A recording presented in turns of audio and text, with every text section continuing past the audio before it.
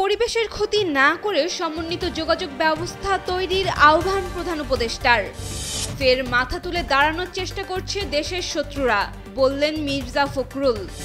ইনু হানিফ সহ 4 আওয়ামী লীগ নেতার বিচার শুরু, গ্রেফতারি পরোয়ানা জারি। ক্ষুদ্র ও মাঝারি শিল্পকে জাতীয় অর্থনৈতিক চালিকা শক্তিতে রূপান্তরের উদ্যোগ। এফডিসিতে বিশ্বমানের মিউজিক স্কুল করতে চান আসিফ আকবর। 9 মাস পর খুললেও পর্যটক শূন্য সেন্ট মার্টিন, ছেড়ে যায়নি জাহাজ। রেকর্ড পরিমাণ বৃষ্টিতে ভিয়েতনামে বন্যায় নিহত 35। নাইজেরিয়ার সামরিক পদক্ষেপের হুমকি ট্রাম্পের। অভিমান ভুলে আবারও টেস্ট নেতৃত্বে নাজমুল হোসেন শান্ত। বিশ্বকাপের আগে টি-20 থেকে অবসরের ঘোষণা উইলিয়ামসনের।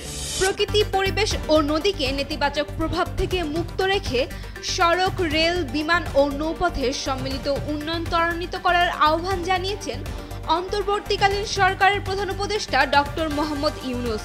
রোববার রাষ্ট্রীয় অতিথি ভবন যমুনায় এক আন্তঃমন্ত্রণালয় বৈঠকে তিনি এ আহ্বান জানান। এ সময় প্রধান উপদেষ্টা বলেন, আমাদের যোগাযোগ ব্যবস্থা খুবই হযবরল অবস্থায় রয়েছে। এটাকে দ্রুত শৃঙ্খলার মধ্যে আনা না গেলে পুরো ব্যবস্থাটা অর্থনীতির জন্য গলার ফাঁসে পরিণত হবে। বর্তমান রাজনৈতিক প্রেক্ষাপটে যখন মানুষ চরম অনিশ্চয়তা ও হতাশার মধ্যে রয়েছে, ঠিক তখন দেশের শত্রুরা ফের মাথা তুলে দাঁড়ানোর চেষ্টা করছে। তারা নৈরাজ্য সৃষ্টি করছে এবং সামাজিক যোগাযোগ মাধ্যমে মিথ্যা প্রচারণা চালাচ্ছে। আজ নয়াপল্টনে বিএনপির কেন্দ্রীয় কার্যালয়ে আয়োজিত এক আলোচনা সভা শেষে এসব কথা বলেন মির্জা ফখরুল ইসলাম আলমগীর। জুলাই-আগস্ট আন্দোলনে কুষ্টিয়ার 6 জনকে হত্যাসহ সুনির্দিষ্ট অভিযোগের দায়ে মানবতাবিরোধী অপরাধের পৃথক 2 মামলায় হাসানুল হক ইনু ও মাহবুবুল আলম হানিফ সহ 4 আওয়ামী লীগ নেতার বিচার শুরু করার নির্দেশ দিয়েছে আন্তর্জাতিক অপরাধ ট্রাইব্যুনাল। একই সঙ্গে তাদের বিরুদ্ধে গ্রেফতারি পরোয়ানা জারি করেছেন ট্রাইব্যুনাল। ক্ষুদ্র ও মাঝারি শিল্প খাতকে জাতীয় অর্থনীতির মূল চালিকা শক্তিতে পরিণত করতে চায় সরকার। এ লক্ষ্যে প্রধান উপদেষ্টার কার্যালয়ের অধীনে বিনিয়োগ সমন্বয় কমিটি চলতি বছর কয়েকটি বৈঠক করেছে। এসব বৈঠকে নীতি নির্ধারণে উদ্যোক্তাদের সরাসরি অংশগ্রহণ ও কাঠামোগত সংস্কারের ওপর জোর দেওয়া হয়েছে।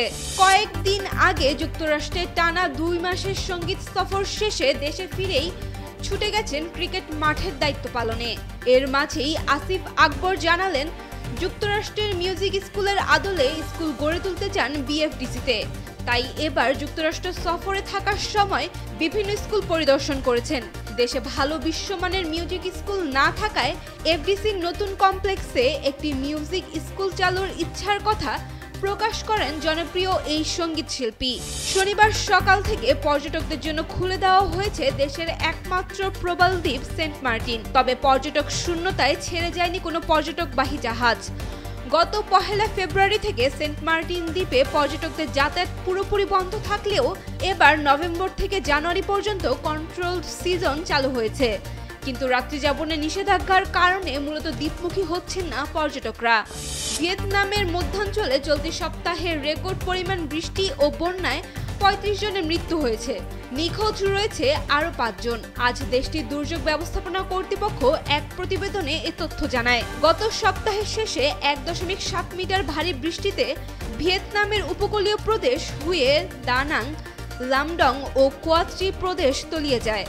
ভিয়েতনাম দুর্যোগ ও জলাশয় ব্যবস্থাপনা কর্তৃপক্ষ জানিয়েছে, বর্তমানে প্রায় 16,500 ঘর, 40,000-এরও বেশি পোলট্রি ও গবাদি পশু বন্যায় হারিয়েছে। খ্রিস্টানদের রক্ষার নামে নাইজেরিয়ার সম্ভাব্য সামরিক পদক্ষেপের জন্য প্রতিরক্ষা দপ্তর পেন্টাগনকে প্রস্তুত থাকার নির্দেশ দিয়েছেন মার্কিন প্রেসিডেন্ট ডোনাল্ড ট্রাম্প। ট্রাম্প দাবি করেন, নাইজেরিয়ায় খ্রিস্টানদের ওপর সহিংসতা চালানো হচ্ছে। যারা এই ভয়াবহ নৃশংসতা চালাচ্ছে, যুক্তরাষ্ট্র তাদের সম্পূর্ণ নির্মূল করতে ওই দেশে প্রবেশ করতে পারে। তবে নাইজেরিয়ার সরকার বারবার অস্বীকার করেছে খ্রিস্টানদের হত্যার এই অভিযোগ। স্থানীয় প্রতিবেদনগুলোতে বলা হয়েছে, নাইজেরিয়ার উত্তরাঞ্চলে নিহতদের মধ্যে বেশিরভাগই মুসলিম সম্প্রদায়।